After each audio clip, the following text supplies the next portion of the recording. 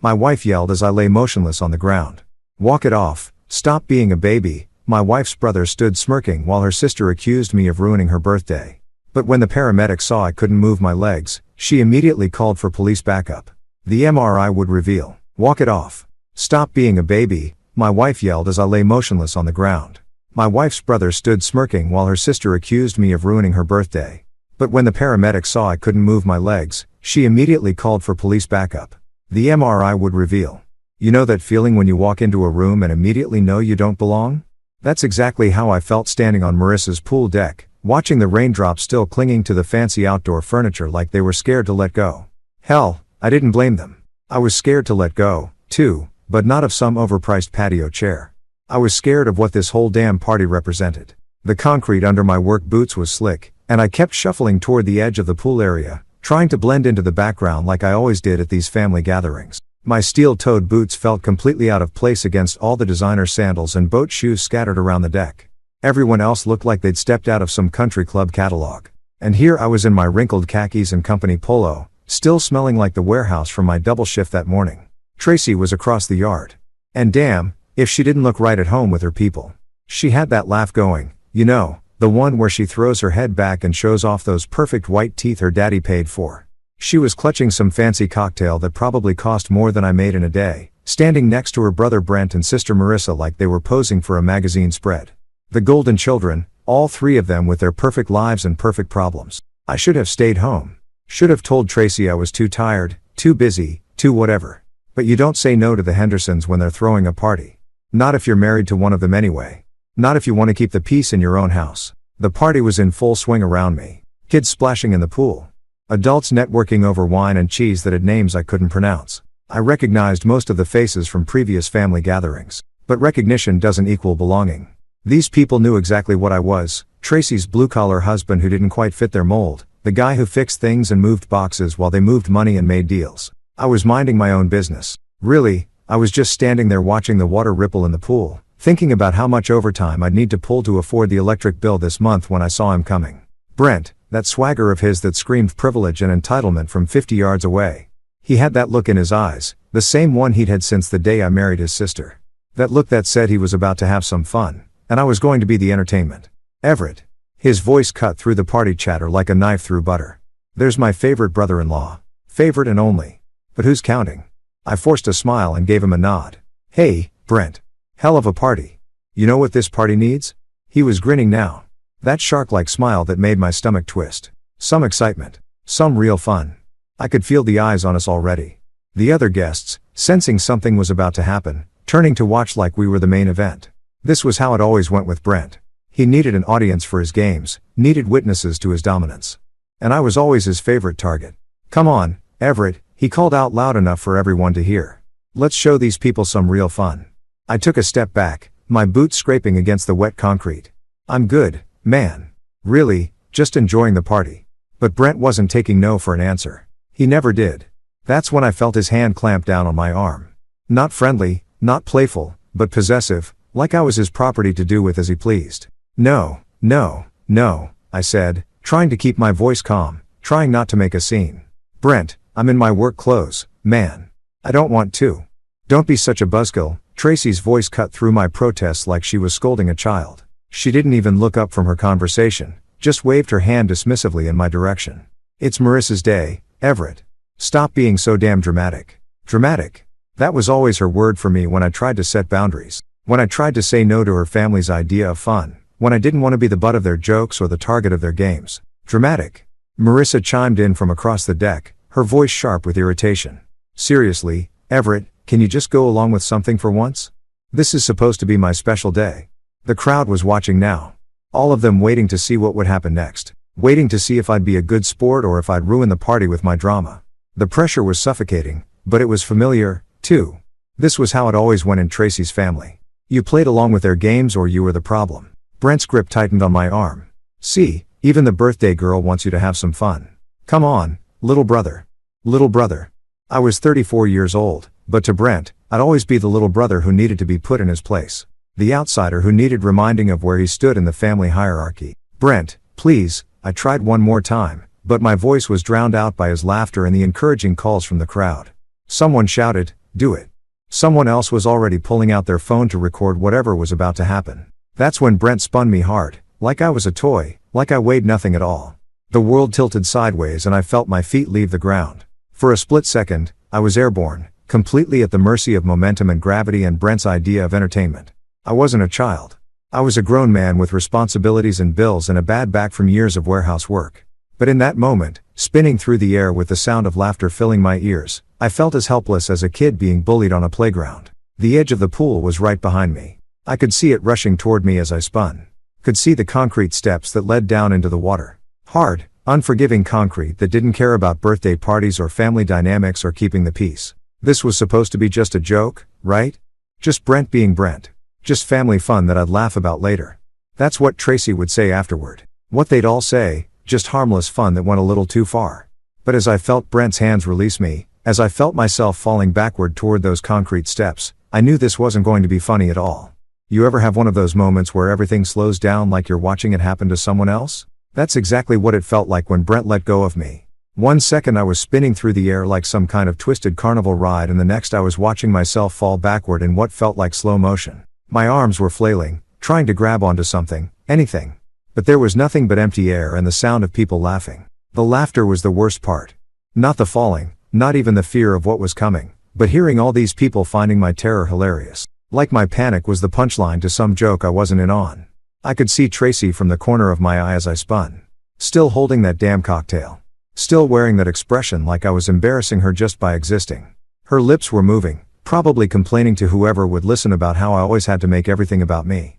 Classic Tracy. Even when I was literally falling through the air, she made it about how it affected her. Time stretched like taffy as I stumbled mid-spin. My work boots trying to find purchase on the wet concrete, but finding nothing but slick surface and gravity pulling me down. My body was completely off balance. Arms windmilling uselessly as I realized with crystal clarity exactly where I was headed. The concrete steps. Jesus Christ. The concrete steps. I'd noticed them earlier when I was trying to stay out of everyone's way. 3 sharp-edged steps leading down into the shallow end of the pool.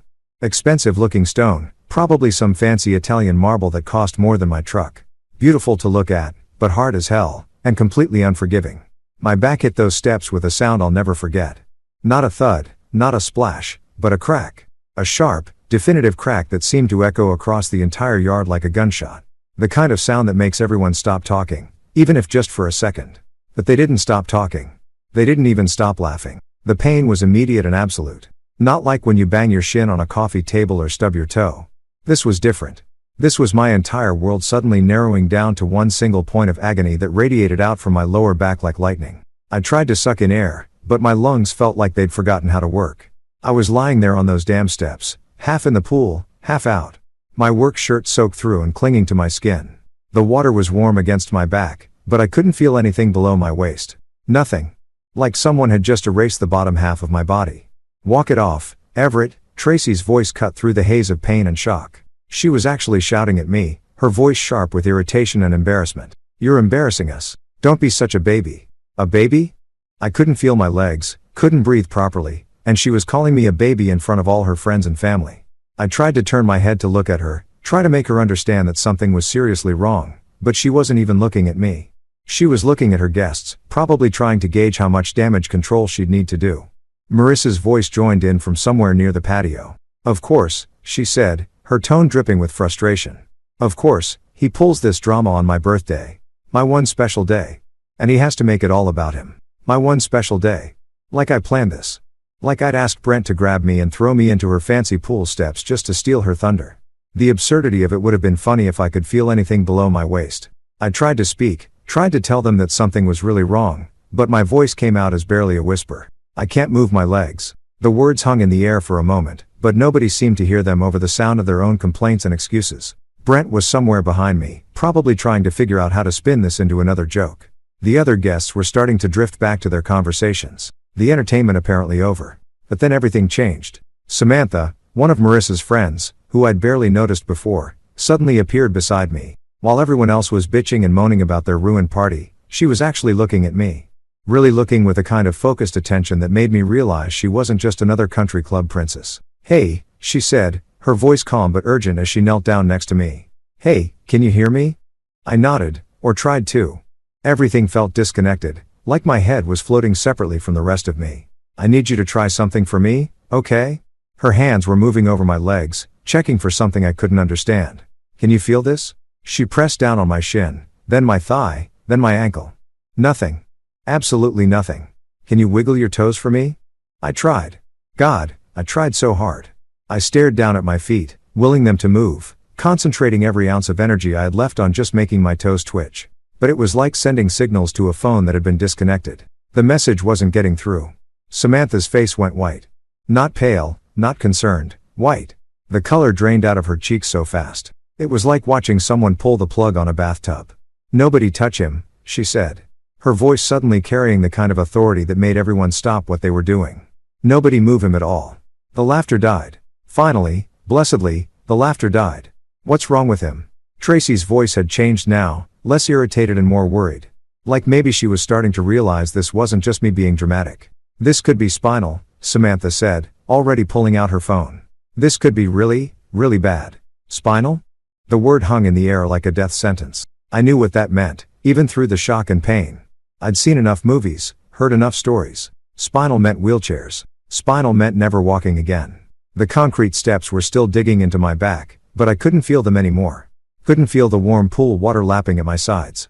Couldn't feel my legs at all. Just dead weight. Just nothing. The shift in the air was instant.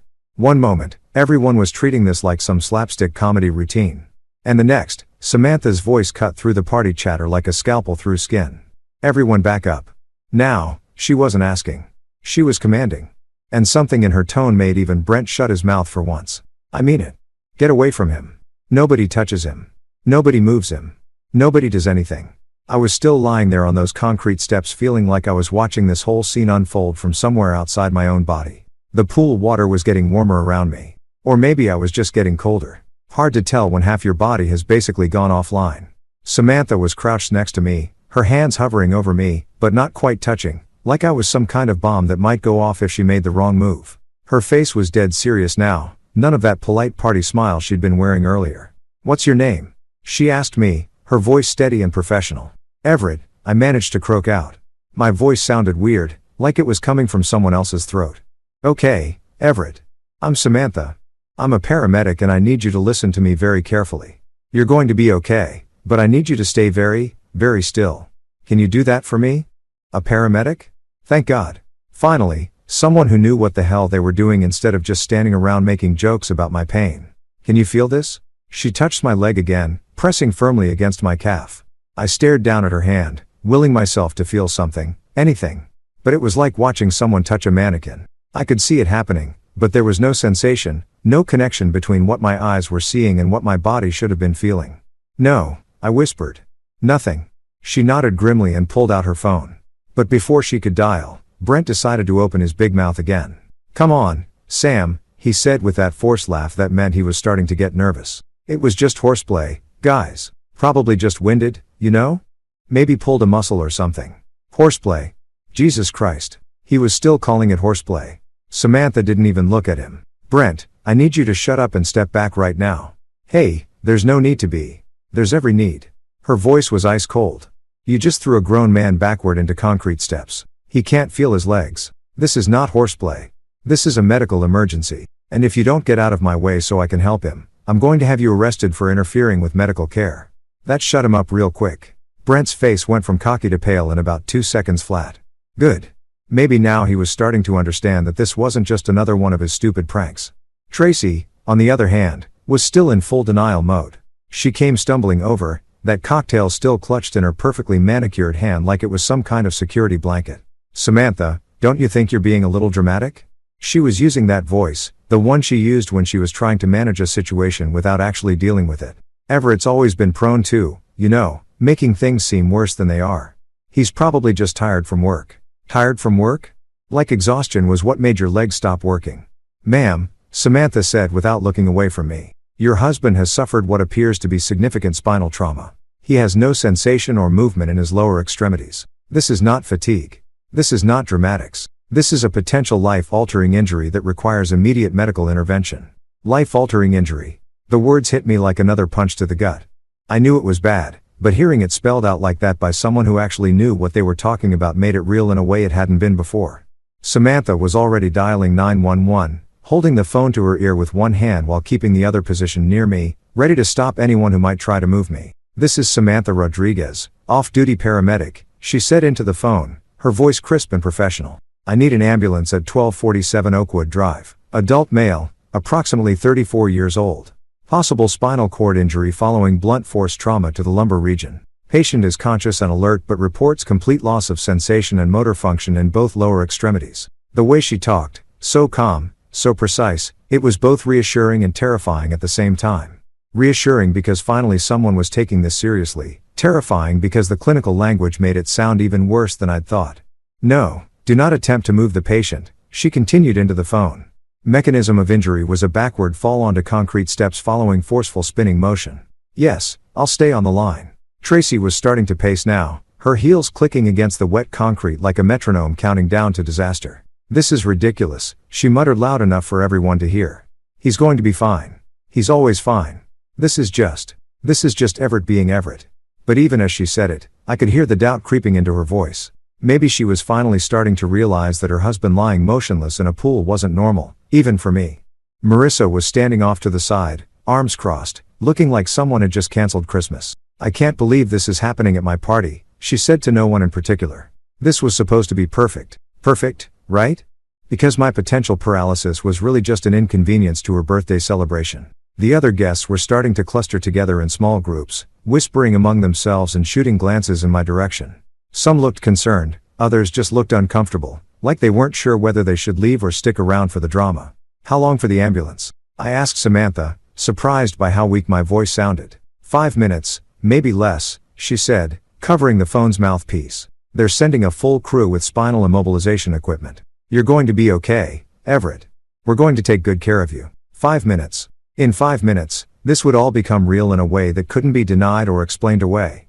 In 5 minutes, the ambulance would show up and everyone would have to admit that this wasn't just me being dramatic or attention-seeking or whatever the hell they'd convinced themselves it was. I could already hear the sirens in the distance, getting louder by the second. The sound of my life changing forever, one wail at a time. The sirens got louder until they were right on top of us, then suddenly cut out, leaving this weird silence that felt heavier than all the noise that had come before. I could hear car doors slamming, radio chatter, the sound of equipment being moved around, professional voices cutting through the suburban quiet like they owned the place. First through the gate was Officer Riley. I could see his name tag when he knelt down next to Samantha. Big guy, probably in his 40s, with the kind of calm demeanor that comes from seeing too much to get rattled by anything.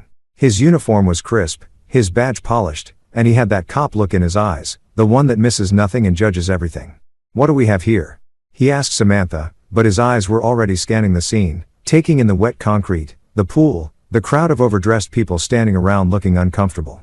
"Adult male, spinal trauma from a fall," Samantha said, still in full professional mode. "Witnessed event. No sensation or movement below the waist." Riley nodded and pulled out a small notebook. "And you are?" "Samantha Rodriguez, paramedic with Metro West. I'm off duty, but I was here when it happened." The ambulance crew came through the gate next. 2 women in matching Navy uniforms, moving with that practiced efficiency that emergency responders get after years of dealing with other people's worst days. The older one, a black woman with silver-streaked hair and kind eyes, knelt down beside me while her partner started unpacking equipment from a bright yellow bag.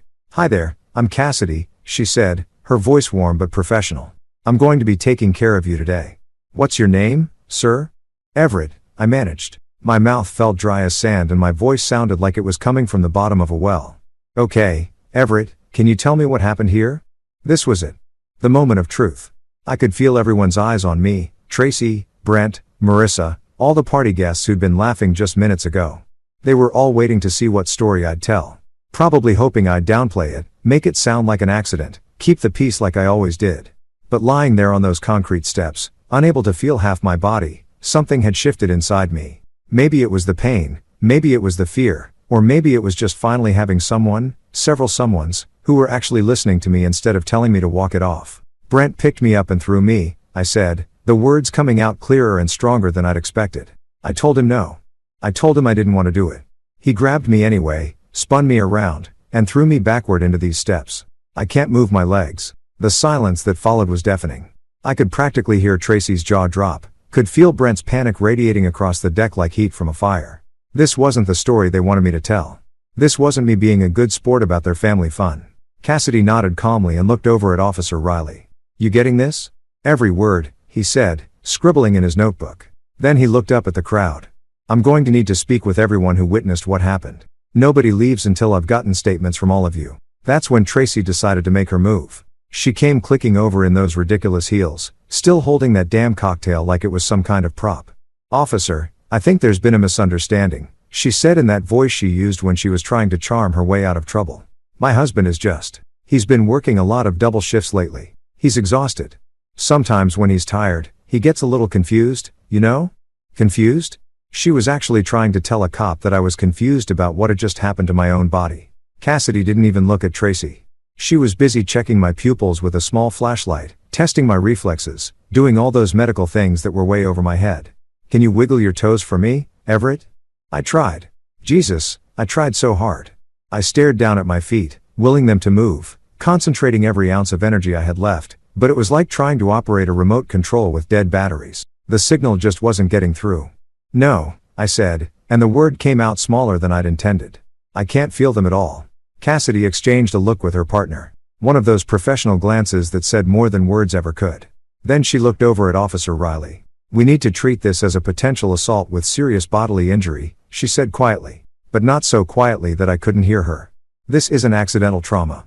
Based on the patient's account and the mechanism of injury, this appears to be intentional assault. The word hung in the air like a thunderclap.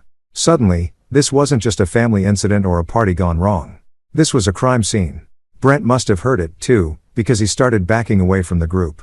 Now, wait just a damn minute, he said, his voice getting higher and more defensive. It was just fooling around. Guys being guys. He's being dramatic like he always is. Sir, I'm going to need you to stay right where you are, Officer Riley said without looking up from his notebook. His voice was calm, but there was steel underneath it.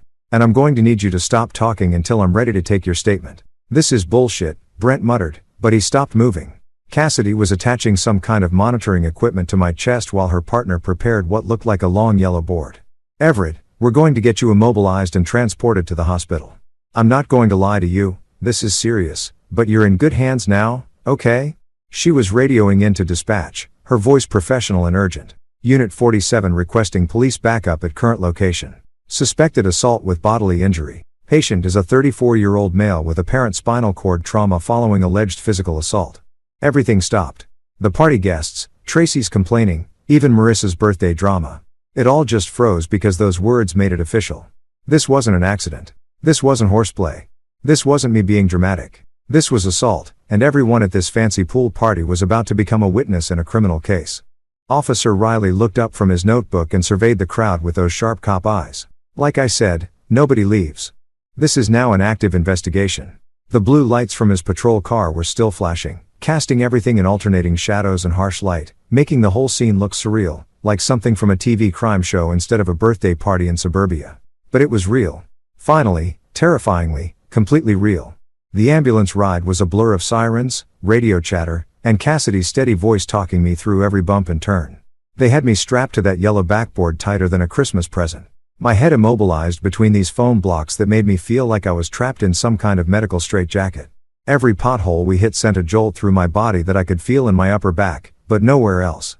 A constant reminder that something was seriously, fundamentally wrong with me. East Haven General looked exactly like every hospital I'd ever seen in movies, all glass and concrete and that sterile antiseptic smell that hits you the moment the ambulance doors open. But this wasn't a movie. This was my life. And I was being wheeled through those automatic doors on a gurney, staring up at fluorescent lights that seemed to stretch on forever. The ER was surprisingly quiet for a Saturday evening. Cool, efficient, with that hushed urgency that hospitals do so well. Nurses in colorful scrubs moved around like they had choreographed every step. And everyone seemed to know exactly what they were doing except me. I was just cargo at this point, being transferred from one set of professionals to another like a package being delivered. They wheeled me into a room that smelled like disinfectant and fear. The walls were that hospital beige that's supposed to be calming but just makes everything feel sterile and cold. There was a clock on the wall that ticked loud enough to count off the seconds of my terror and a window that looked out onto the parking lot where normal people were living their normal lives. Dr. Neil Patterson introduced himself while the nurses were hooking me up to various machines that beeped and hummed like some kind of electronic orchestra. He was younger than I'd expected, maybe 45, with graying hair and the kind of calm bedside manner that probably took years to perfect. Everett, I'm Dr. Patterson, he said, pulling up a chair so he could sit at eye level with me. I understand you've had quite an ordeal today. The paramedics filled me in on what happened, but I'd like to hear it from you. Can you tell me about the fall? So I told him again, the whole story. Brent grabbing me, spinning me, throwing me backward onto those concrete steps, the crack I heard when I hit, the way my legs just stopped working. Dr. Patterson listened without interrupting, occasionally making notes on his tablet, nodding in all the right places. We're going to need to get some images, he said when I finished. Starting with an MRI of your spine. I know that sounds scary, but we need to see exactly what we're dealing with before we can make any decisions about treatment. Scary didn't begin to cover it. I'd never had an MRI before, but I'd heard about them. The loud noises, the confined spaces, the way they could see inside your body and tell you things you didn't want to know. But what choice did I have? I couldn't feel my legs, couldn't move anything below my waist. I needed answers, even if those answers were going to destroy my life. The MRI machine looked like something from a science fiction movie. This huge white tunnel that hummed with barely contained energy. They slid me in there like I was being fed to some kind of technological monster. And for the next 45 minutes, I listened to sounds that belonged in a construction site, not a hospital. Banging, whirring, clicking like someone was building a house around my head. I tried not to think about what they might find. Tried not to imagine the worst case scenarios that kept playing in my head like a broken record. Wheelchair, paralysis, never walking again, never being able to work, to support myself, to be anything other than a burden. When they finally pulled me out of that machine, Dr. Patterson was waiting with another doctor. A woman this time, older with silver hair and the kind of serious expression that makes your stomach drop before anyone says a word. Everett, this is Dr. Celeste Warren, Dr. Patterson said. She's our spine specialist and she's been reviewing your images. Dr. Warren pulled up a chair on the other side of my bed and opened a tablet that showed what looked like cross-sections of my back. Black and white images that meant nothing to me, but apparently told her everything she needed to know. Everett, she said, her voice gentle but direct. You have a fresh fracture in your lumbar spine, specifically at the L2 vertebra. That's what's causing your current symptoms. A fracture? I'd broken my back. The words hit me like another fall, another crack against concrete. But Dr. Warren wasn't finished. However, that's not all we found. She swiped to different images on her tablet, pointing to areas that looked damaged, even to my untrained eye. We discovered 3 older fractures in your spine as well. L4, T9, and T11. These are old injuries, Everett. Some of them appear to be months old, possibly even years. The room started spinning. Not metaphorically, literally spinning like I was back on that pool deck being thrown around by Brent. But this was worse than being thrown. This was my entire past being rewritten in black and white medical images. Old injuries? I managed to whisper. Yes, Dr. Patterson said, leaning forward. All of these fractures show signs of repeated blunt force trauma. They're in different stages of attempted healing, which suggests they occurred at different times over an extended period. Repeated blunt force trauma. The clinical language made it sound so sterile, so objective. But I knew what it meant. All those times Brent had played with me. All those falls downstairs that Tracy said were just me being clumsy. All those times I'd hit walls or furniture during his games and been told I was being dramatic when I complained about the pain. My spine had been keeping score this whole time. Every shove, every throw, every accident that wasn't really an accident. It was all there in those MRI images, documented in bone and tissue like a medical rap sheet. The trampoline, I said suddenly, the memory hitting me like a physical blow. Last summer, Brent said we should wrestle on the trampoline. I fell off, hit the frame. Tracy said I was fine. The stairs, I continued, more memories flooding back. 3 months ago, I fell down the stairs at their house. Brent said I tripped, but he was right behind me. I couldn't sit up straight for a week. Dr. Warren and Dr. Patterson exchanged a look that I was starting to recognize. The look that meant they'd seen this before, that they knew exactly what those old fractures represented. Everett, Dr. Warren said quietly. Your spine is telling us a story, and it's not a story about accidents.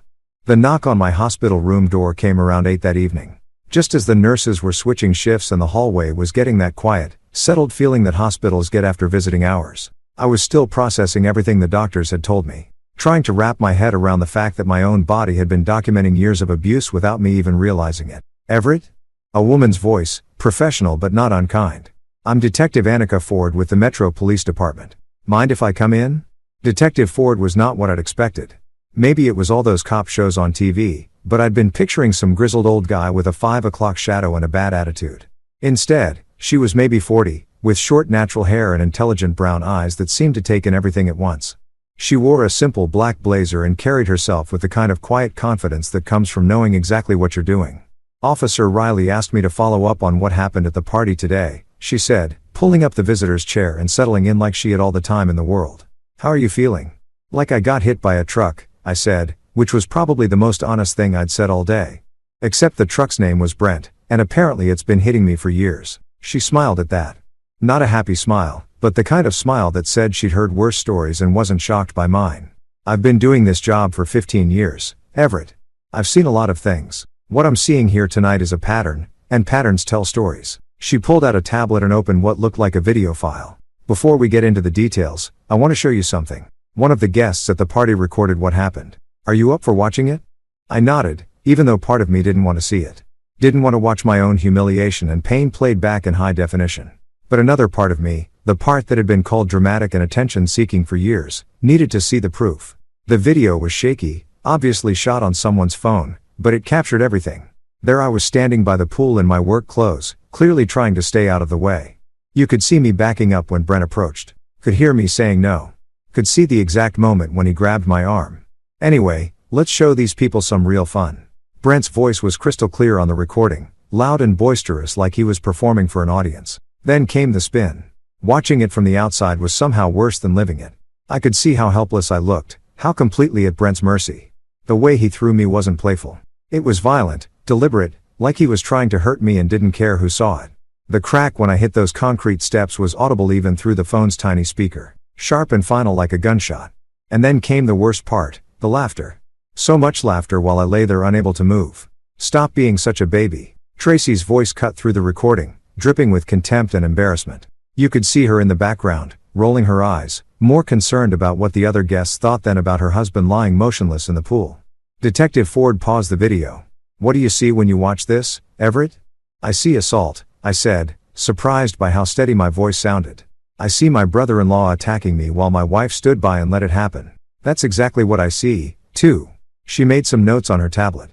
Officer Riley told me you mentioned this wasn't the first time something like this had happened. The doctors showed me your MRI results. 3 old fractures, all consistent with the kind of trauma we just watched. So I told her everything.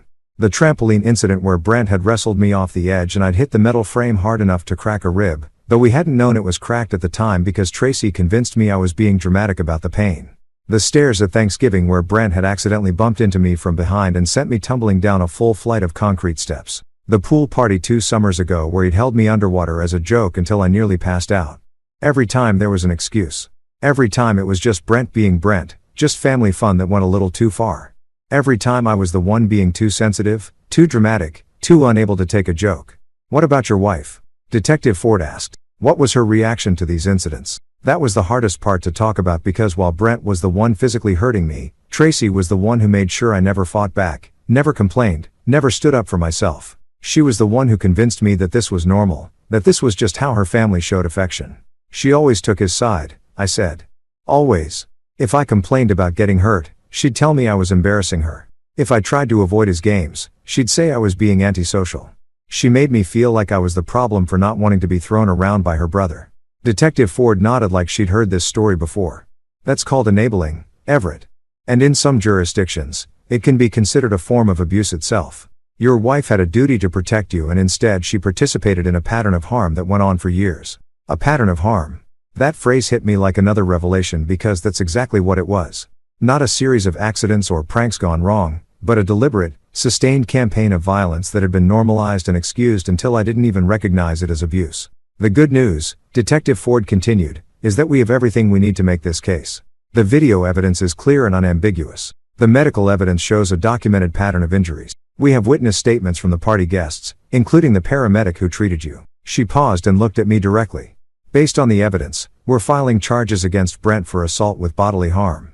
Given the severity of your injuries and the pattern we've uncovered, we're also looking at charges of aggravated assault and potentially domestic violence by proxy. What about Tracy? I asked. That's more complicated, but we're building a case for spousal neglect and obstruction of justice. She actively prevented you from seeking help for previous injuries and created an environment where the abuse could continue unchecked. I felt something I hadn't felt in years, validation. Someone with authority was finally telling me that what had happened to me was wrong, that I wasn't being dramatic or oversensitive, That I deserved better than being used as entertainment by my wife's family. What happens now? I asked. Detective Ford closed her tablet and stood up. Now we make sure this never happens to you again. And we make sure Brent faces consequences for what he's done, not just today, but for years. She handed me her card. If you remember anything else, any other incidents, call me. Your spine has been keeping records, Everett. Now it's time for the legal system to do the same.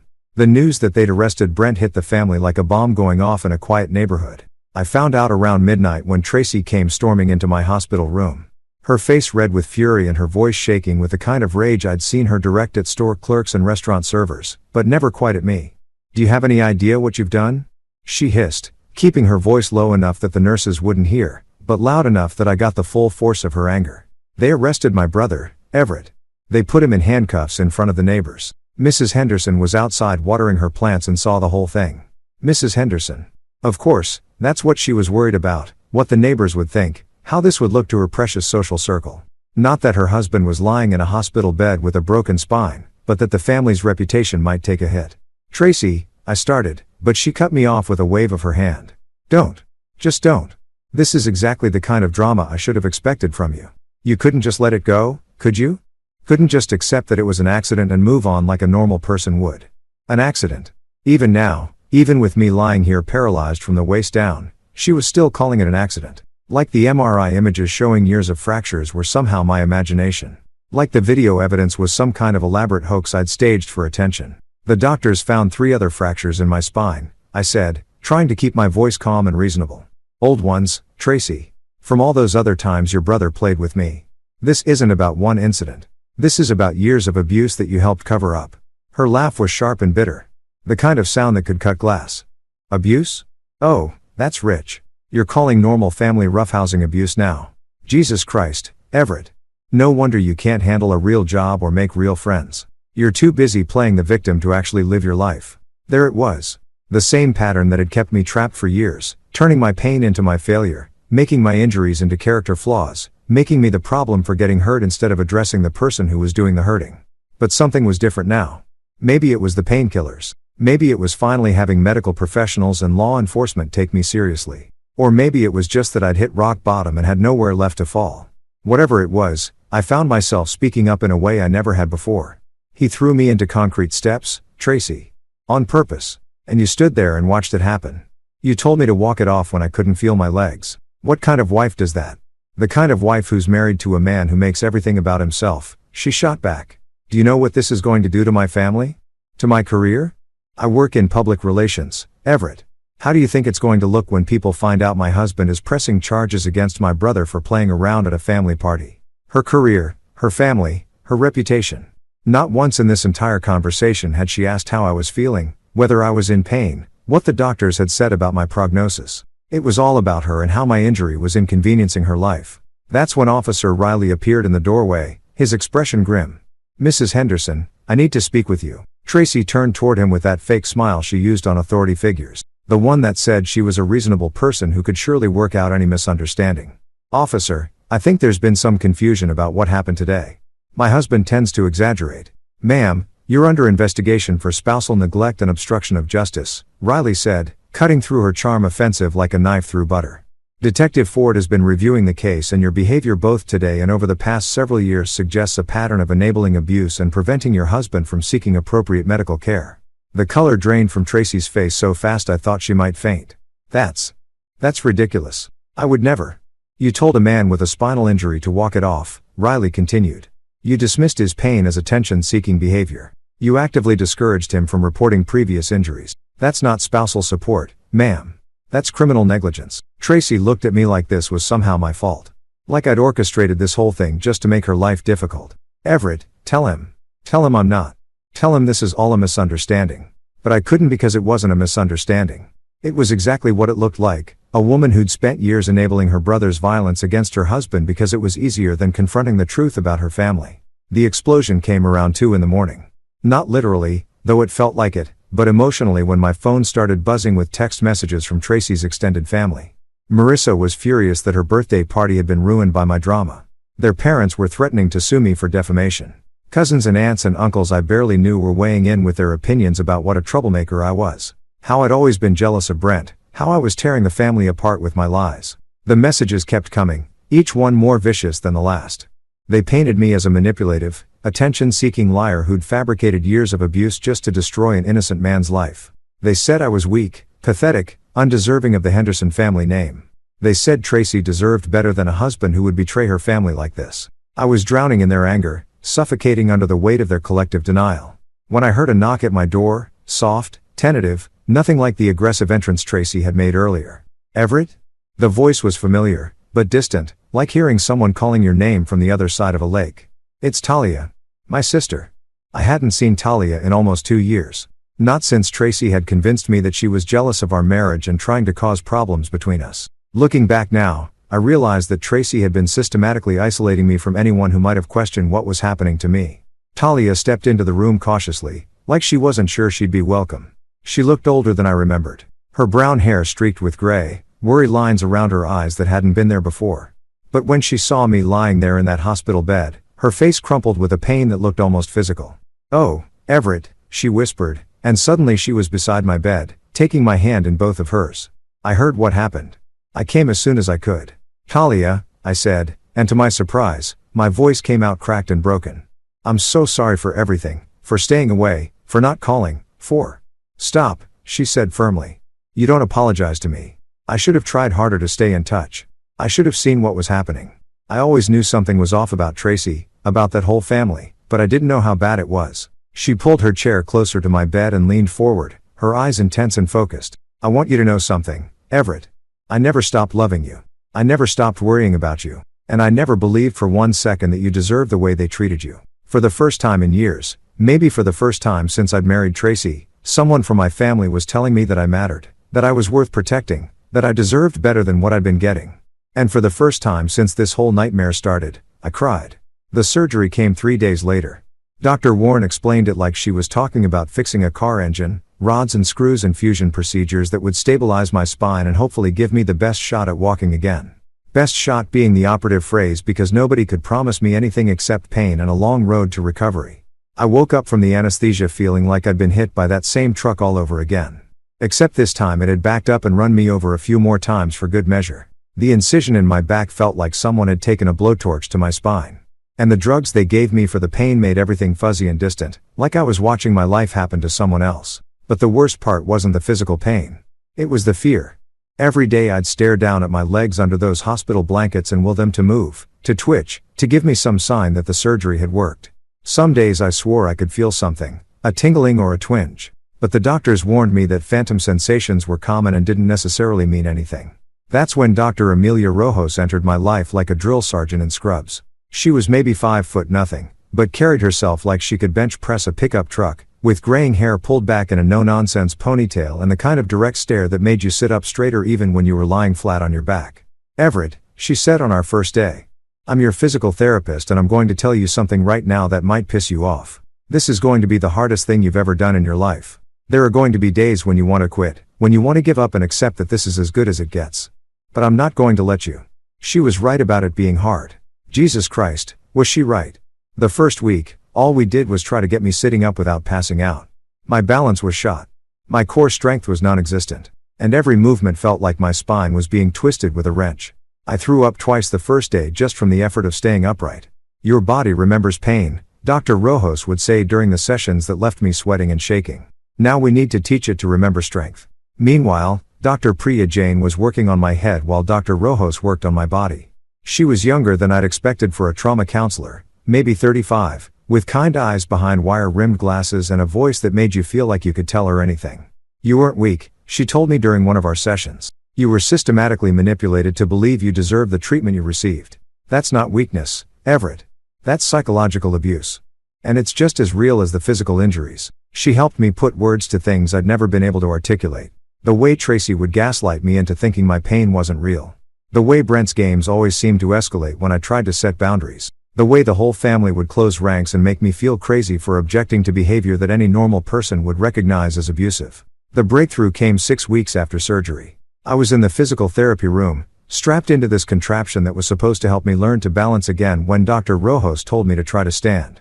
I'd been trying to stand for weeks with no success, my legs hanging like dead weight, no matter how hard I concentrated. But something was different that day.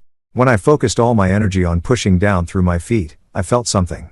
Not normal sensation, not anything close to what I used to feel, but something, a connection between my brain and my legs that hadn't been there before. Holy shit, I whispered as I managed to support some of my own weight for about 3 seconds before collapsing back into the safety harness. Dr. Rojos was grinning like she'd just won the lottery. Did you feel that? I felt something, I said. And for the first time since this whole nightmare started, I felt something else, too. Hope. The courthouse was nothing like I'd expected.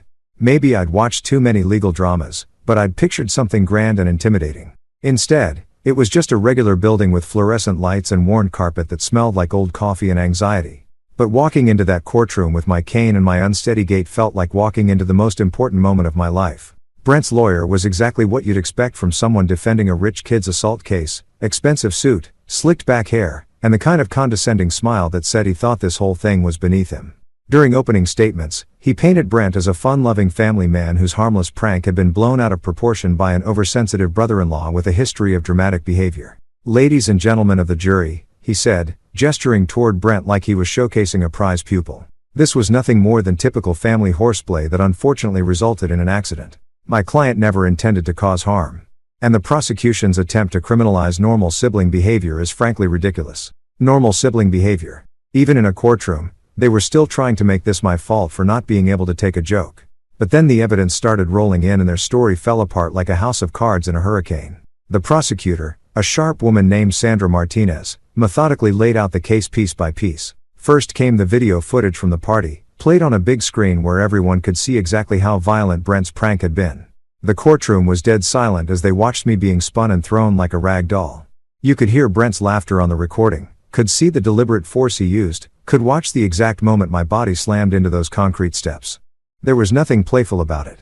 Then came Dr. Warren with the MRI images. She put up those black and white pictures of my spine on a screen and walked the jury through each fracture like she was reading a medical textbook. 3 previous fractures, all consistent with blunt force trauma. L4, T9, T11. These injuries occurred over a period of several years and show a clear pattern of repeated abuse. When it was my turn to testify, I was terrified my voice would shake or I'd stumble over my words. But as I sat in that witness chair looking out at the jury, something clicked. These people deserve to hear the truth. Not the sanitized family version, not the victim blaming I'd been fed for years, but the actual truth about what had happened to me. I told them about the trampoline incident, the stairs, the pool games that weren't really games. I explained how every injury had been dismissed. Every complaint had been turned back on me as evidence of my weakness or dramatic nature. Brent didn't just hurt me that day at the pool, I said, my voice steady and clear. He'd been hurting me for years, and my wife's family had been teaching me that it was my fault for not being tough enough to take it.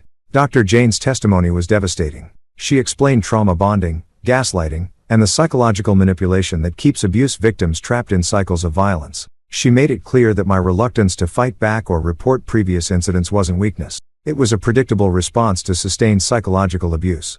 The jury deliberated for less than 3 hours. When they read the verdict, guilty on all counts, Brent's face went white. His lawyer immediately started talking about appeals, but the judge wasn't having it. "Mr. Henderson," Judge Patricia Monroe said, looking directly at Brent, "you have shown a pattern of violence toward your brother-in-law spanning several years. Your actions were deliberate, calculated, and resulted in serious bodily harm. This court sentences you to 5 years in state prison." Tracy got 18 months probation and court-ordered counseling for enabling abuse. As they led Brent away in handcuffs, Judge Monroe's closing words echoed through the courtroom. "You mocked his pain, dismissed his suffering, and treated him as less than human. But he survived your cruelty, and now justice has been served." 18 months later, I'm standing in my own kitchen making coffee in my own apartment, and I still can't quite believe this is my life now. The place isn't much, a 1-bedroom in a decent neighborhood with hardwood floors that creak when I walk and windows that actually let in sunlight, but it's mine. Nobody here tells me I'm being dramatic when I need to rest my back. Nobody dismisses my pain or makes jokes about my limp. The limp is permanent, according to Dr. Warren. Some days it's barely noticeable. Other days I need the cane to get around without looking like I'm drunk. But I'm walking, against all odds. Against the initial prognosis that had me preparing for life in a wheelchair. I'm walking on my own 2 feet. The job at the Metro Men's Outreach Center started as volunteer work. Something Dr. Jane suggested to help me process my own trauma by helping others work through theirs. Turns out there are a lot of guys out there who've been told their pain doesn't matter. Who've been convinced that speaking up about abuse makes them weak or dramatic. You taught me to trust the quiet ones, Samantha told me last week when she stopped by the center. She's working as a trauma nurse now at East Haven General, and she makes a point of really listening to patients who aren't making a lot of noise about their pain. The ones who say they're fine when they're clearly not fine. You taught me that quiet doesn't mean okay.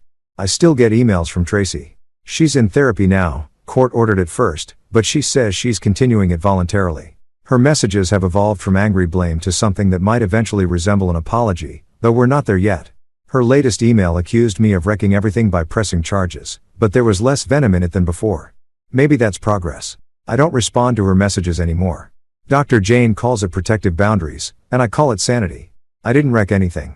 I just finally told the truth about what was already broken. The MRI scans are framed on my wall. Now, I know that sounds weird, but hear me out. Those black and white images of my fractured spine aren't just medical records. They're proof. Proof that I wasn't making it up, wasn't being dramatic, wasn't weak for not fighting back. Every crack in those vertebrae is documentation of survival. Sometimes people ask me if I'm angry about the years I lost, the pain I endured, the family that threw me away rather than acknowledge what they'd done to me. The honest answer is that some days I am angry, but mostly I'm just grateful. Grateful that Samantha knew what she was looking at when I couldn't move my legs. Grateful that Dr. Warren could read the story my spine was telling. Grateful that Detective Ford believed me when I finally found the courage to speak up. I was told to walk it off, to stop being a baby, to quit making everything about me. Now I walk on my own terms, at my own pace, toward a future I'm building for myself. Every step I take is proof that they were wrong about me. My spine may have been broken, but my voice is whole now, and that makes all the difference.